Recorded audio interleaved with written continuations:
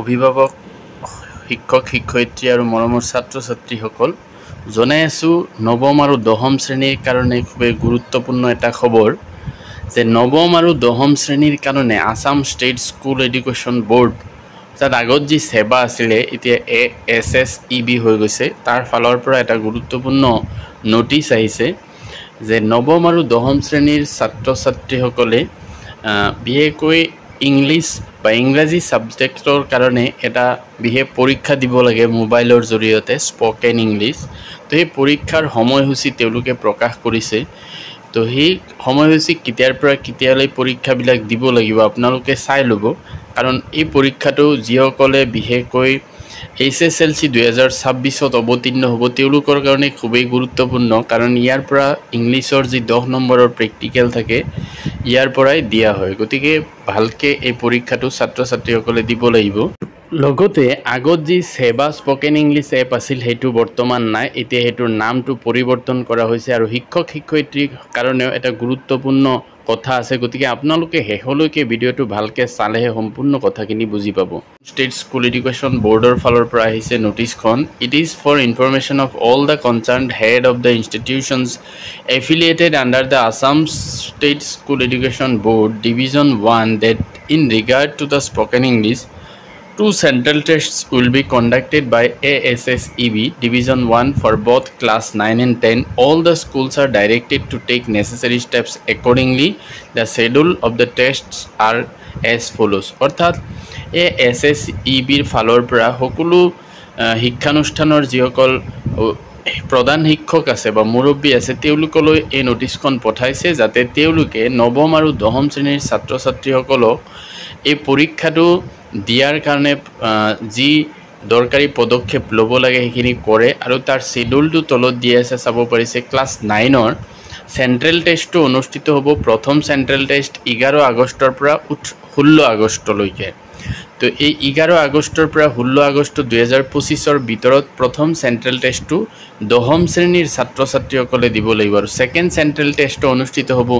8 ডিসেম্বৰৰ পৰা 13 ডিসেম্বৰ 2025 লৈ আৰু এইখিনি সময়ৰ ভিতৰত সেকেন্ড সেন্ট্ৰেল টেষ্টটো তেওঁলোকে দিব লাগিব তাৰ পিছত আছে ক্লাছ 9ৰ শিডিউলটো এনেকুৱা ধৰণৰ যে সেন্ট্ৰেল টেষ্ট 1 to 6 অক্টোবৰৰ পৰা 11 অক্টোবৰলৈকে দিব লাগিব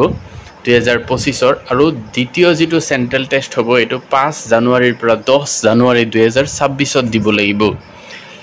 আৰু তলত আৰু এটা ইম্পৰ্টেন্ট কথা লিখা আছে চাই লব যে further the students of class 9 will be able to use the spoken English app from 14 July 2025 concerned school teacher will be able to view the list of students in the teachers panel in the website sebaspokenenglish.com/teacher from 14 July 2025 and download the list for further process আৰু class 9ত যিসকলে বৰ্তমান পঢ়ি আছে যেহেতু তেওঁলোকৰ registration কাৰ্ডখন আহা নাই কিন্তু স্পোকেন ইংলিছ এপ যেটো আছে তাতে তেওঁলোকৰ যি ৰেজিষ্ট্ৰেচন নাম্বাৰ হেতু ছাত্ৰ ছাত্ৰীসকলে তাৰ পৰা লৈ এই এপটো চলাব পাৰিব বা শিক্ষক সকলৰ যি পেনেল থাকে তাৰ পৰা এটো ডাউনলোড কৰি ল'ব পাৰিব ছাত্ৰ ছাত্ৰীসকলৰ যি ৰেজিষ্ট্ৰেচন নাম্বাৰৰ যি লিষ্টখন হেতু ডাউনলোড কৰি ছাত্ৰ ছাত্ৰীসকলক দিব লাগিব তো এইটো নোট হিচাপে কি দিয়া আছে চাওক the spoken english app of ASSEB division 1 is renamed as the learning app by ASSEB students can search the app in the Google Play Store and start using it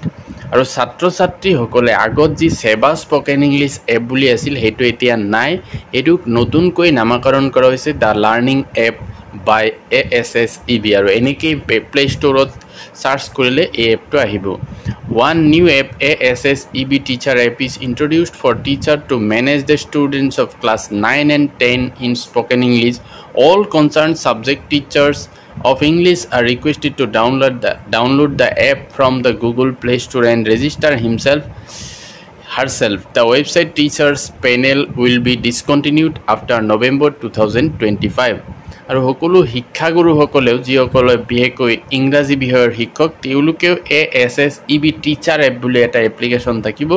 হেতু ডাউনলোড কৰি পেলাই তেওঁলোকে নিজে ৰেজিষ্ট্ৰেচন কৰি ল'ব লাগিব কাৰণ ওয়েবসাইটৰ যেটো প্যানেল আছিল টিচাৰ্স প্যানেল হেতু 2025 ৰ নৱেম্বৰ মাহৰ পৰা নাইকিয়া কৰি দিয়া হ'ব গতিকে তলৰ এই দুইটা কথা মনত ৰাখিব কাৰণ আগতে সেবা স্পকেন ইংলিছ আছিল এতিয়া হেতু নহয় এতিয়া দা লাৰ্নিং এপ বাই ASSEB ছাত্ৰ ছাত্ৰীসকলে এইটো গুগল প্লে ষ্টৰত চাৰ্চ কৰি ইনষ্টল কৰিব লাগিব আৰু শিক্ষকসকলে ASSEB টিচাৰ এপ বুলি এইটো